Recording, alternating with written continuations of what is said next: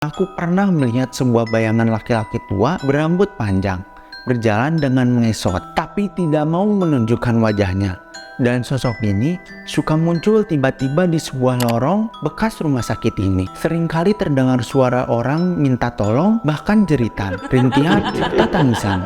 Orang-orang yang kesakitan terdengar di waktu-waktu yang tidak umum. Namun, alangkah terkejutnya si Asep saat mendapati sosok kepala tanpa badan tengah tertawa ke arahnya. Yang menyerikannya lagi bro, wajah dari wanita itu tampak tersenyum dengan tatapan yang tajam ke arah Asep. Sodika, kembali lagi di channel ini. Nah, kalau ngomongin tempat horor di Indonesia, ternyata nggak cuma tentang tempat sepi. Bahkan ada juga di tempat pelayanan masyarakat, seperti rumah sakit, yang menjadi salah satu tempat angker di Indonesia. Maka dari itu, kali ini gue bakal membahas rumah sakit terhoror di Indonesia. Di segmen Bahas Tempat. Tanpa banyak lama-lama lagi, langsung aja kita mulai ke ceritanya. I get lost inside my thoughts, and when I start to think, oh, the whole close, it starts to end up on the bridge. 1. Rumah Sakit Sosodoro Jatikusumo.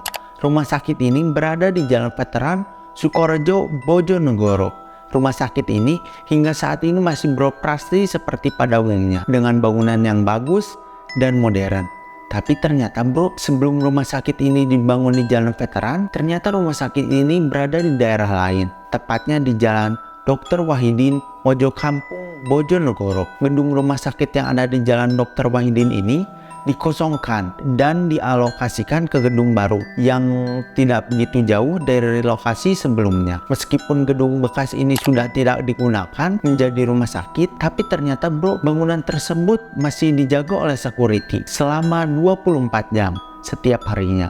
Nah, konon bro, ada sebuah kejadian yang sempat dialami oleh seorang pedagang yang berjualan di sekitar bangunan bekas rumah sakit ini. Selama 5 tahun berjualan di lokasi ini, suatu hari pedagang ini mendengar ada suara genset yang menyala. Tapi pada saat ditanyakan ke security kenapa genset ini tiba-tiba menyala sendiri, security mengaku dia tidak tahu apa-apa. Yang lebih mengerikannya lagi bro, security berkata di dalam lokasi tersebut tidak ada siapa-siapa. Jadi tidak mungkin ada orang yang bisa menghidupkan genset di rumah sakit ini. Selain itu, beberapa warga yang tinggal di bekas gedung rumah sakit ini mengaku pernah melihat sebuah bayangan laki-laki tua berambut panjang, berjalan dengan mengesot, tapi tidak mau menunjukkan wajahnya. Dan sosok ini suka muncul tiba-tiba di sebuah lorong bekas rumah sakit ini. Nah bro, warga juga kerap mendengar suara musik dan orang-orang menyanyi di dalam gedung kosong rumah sakit ini.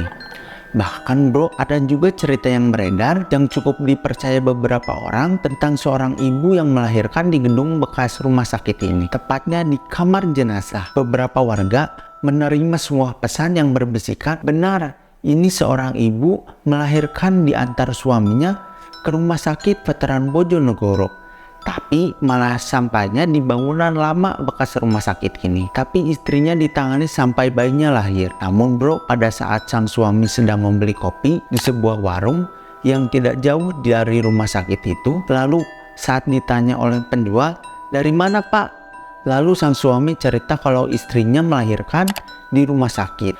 Penjual kopi langsung bilang, rumah sakit itu sudah lama tidak beroperasi pak. Buru-buru si suami kembali ke istrinya, dan ternyata bro, lokasi istri melahirkan itu adalah sebuah ruang jenazah. Tali pusarnya hilang, mungkin dibawa penunggunya.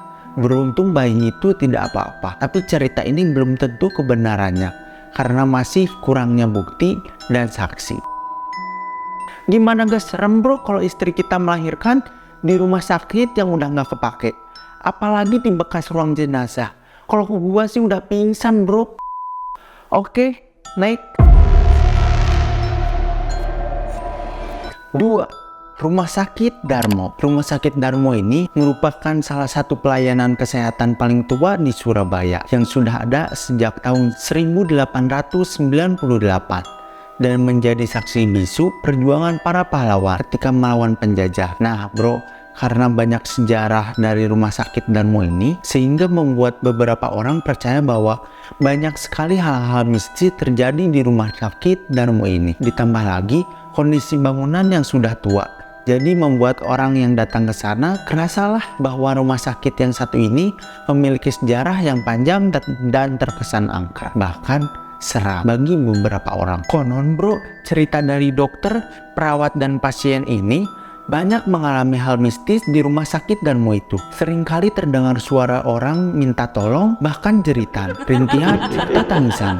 Orang-orang yang kesakitan terdengar di waktu-waktu yang tidak umum, dan tentunya datang dari tempat yang tidak diketahui sumbernya. Bahkan bro, beberapa orang yang pernah mengunjungi atau menjalani rawat inap di rumah sakit Darmo itu mengaku melihat sosok suster yang kakinya tidak menyentuh tanah, melainkan berjalan melayang di udara dan terbang menuju lorong yang gelap dan angker. Nah bro, ada juga cerita lainnya. Konon bro, ada sosok kuntilanak penunggu bangsal anak yang dipercaya beberapa orang bahwa kuntilanak itu menampakkan diri saat tengah malam.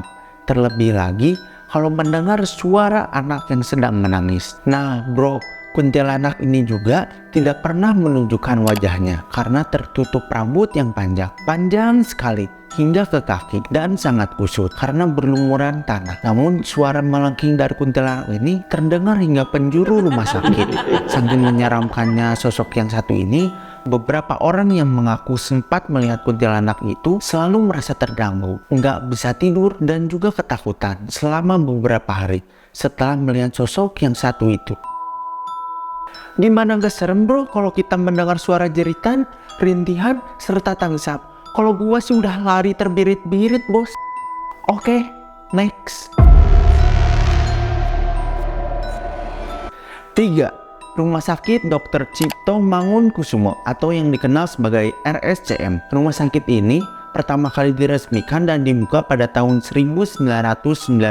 Memang terbilang sudah sangat lama, rumah sakit ini menangani berbagai macam pasien. Namun di balik itu semua, rumah sakit ini punya banyak kisah mistis yang sering dialami pasien atau kerabat pasien yang sedang berkunjung ke RSCM. Ada satu cerita yang dialami seseorang yang kita sebut saja Asep. Jadi bro, suatu malam ia tengah menunggu temannya yang dirawat di ruang ICU karena sebuah kecelakaan. Bahkan dia menemani temannya untuk rawat inap di rumah sakit itu. Namun karena si Asep bosan, ia memutuskan untuk keluar sebentar membeli kopi.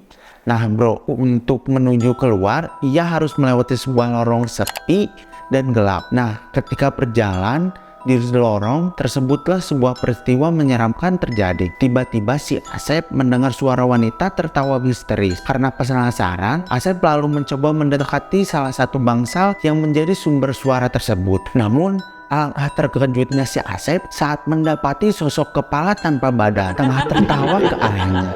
Yang menyerikannya lagi bro, wajah dari wanita itu tampak tersenyum dengan tatapan yang tajam ke arah Asep sambil tertawa cekikikan. Sontak Asep langsung kaget dan lemas dengan apa yang baru saja dilihatnya. Ia pun bergegas keluar dari ruangan tersebut dengan tergesa-gesa. Namun bro, baru saja sampai di depan bangsal, ia terjatuh lantaran tersandung sesuatu. Setelah mencari tahu apa yang membuatnya tersandung, ternyata ia menjadi semakin ketakutan lantaran yang membuatnya tersandung adalah tubuh seorang pria yang tidak memiliki kaki dan tangan. Kerennya lagi bro, pria tersebut menatap dengan tatapan yang kosong tanpa ekspresi kepada Asep. Asep pun segera bangun dan bergegas lari meninggalkan bangsal tersebut. Hingga akhirnya ia menabrak satpam yang tengah bertugas di malam itu. Satpam tersebut kaget melihat kondisi Asep dengan wajah yang sangat pucat sambil gemetar ketakutan. Asep lantas dibawa oleh satpam menuju pos untuk ditenangkan. Gimana menurut kalian bro? Apakah kalian percaya dengan cerita satu ini? Silahkan komen di kolom komentar di bawah. Gimana gak serem bro kalau ketemu hantu yang cuma kepalanya aja? Kalau gua sih udah pingsan bos. Oke, next. 4. Rumah Sakit Immanuel di Bandung. Bertempat di Pasir Kaliki, Bandung. Pendeta Alkema yang merupakan pendiri dari rumah sakit mengubah kereta kudanya menjadi tempat pengobatan. pada tahun 1900-an. 10 tahun kemudian, tepatnya di 1910, ia digantikan oleh pendeta Yohanes yang berupaya mendirikan Zending Hospital Immanuel di Jalan Kebonjati. Lalu pada tahun 1922, Immanuel pindah ke Situ Sager untuk pengembangan lebih lanjut. Nah bro, dan jadilah rumah sakit Immanuel seperti sekarang. Nah bro, menurut warga setempat dan juga pengunjung, ternyata rumah sakit Immanuel menyimpan banyak kisah misteri yang cukup mengerikan. Konon bro, sering tercium bau darah pada saat malam hari. Nah ada juga cerita yang terkenal, yaitu ada seorang ibu-ibu yang dirawat di rumah sakit tersebut pasca melahirkan. Karena kondisinya yang belum stabil, ia diharuskan untuk beberapa hari menginap di rumah sakit tersebut. Tetapi selama 2 hari menginap di rumah sakit Immanuel, Bandung, ibu-ibu itu merasakan gangguan yang tidak nyaman. Gangguan tersebut adalah suara dorongan keranda, isak tangis, dan suara anak kecil. Oleh karena itu, di hari pertama ibu-ibu itu di rumah sakit, ia menanyakan kepada susternya, apakah ada pasien yang meninggal tadi malam? Tapi ternyata bro, semua yang didengar ibu-ibu itu tidak terbukti nyata. Karena orang yang meninggal di sana tidak ada yang lewat kamar ibu-ibu itu. Bahkan bro, keranda juga tidak ada yang lewat ke kamar ibu-ibu itu. Tentu saja tidak ada juga suara isak tangis dan suara anak-anak. Dengan adanya pernyataan yang seperti itu dari suster, maka membuat ibu-ibu itu semakin ketakutan di malam kedua. Tetapi ternyata bro, si ibu masih tetap mendengar suara gemuruh, keranda, dan isak tangis. Jadi bro, hal itu membuat si ibu merasa tidak nyaman hingga akhirnya ia memutuskan untuk pulang ke rumah. Gimana menurut kalian cerita kali ini? Komen di kolom komentar di bawah. Gimana gak serem bro kalau kita ngedengar suara keranda yang didorong? Apalagi setiap malam. Kalau gue sih udah pasti lari bos. Oke, gimana menurut kalian cerita kali ini? Apakah seru atau enggak? Silahkan komen di kolom komentar di bawah. Segitu dulu cerita dari gue. Silahkan like, komen, share kalau kalian mau. Sampai jumpa lagi di video selanjutnya.